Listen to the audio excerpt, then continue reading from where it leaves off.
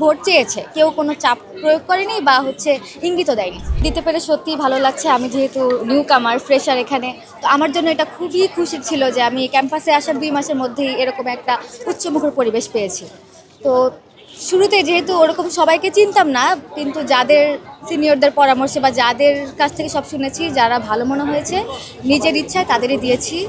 আর উপস্থিতি খুবই ভালো। কালকে পর্যন্ত যেখানে অনাবাসিক আমি শুনেছিলাম যে সেরকম একটা সাড়া পাওয়া যাবে না, অনেকে আসবে না, কিন্তু সকাল থেকে দেখলাম আপ ট্রিপ ডাউন ট্রিপ আমাদের সবই বাস বাড়ানো হয়েছে আর সবার উপস্থিতি অনেক বেশি।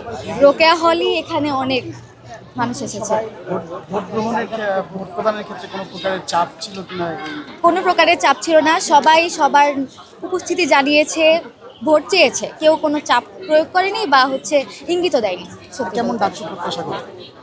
ডাকসু প্রত্যাশা করি যেখানে স্টুডেন্টদের সমস্যাগুলো সত্যিকার সমস্যাগুলো প্রকাশ হবে, আর সেগুলো নিরসনে যারা কিনা আসলেও পারবে তারাই যেন নির্বাচিত হয়, সেটাই প্রত্যাশা করছি।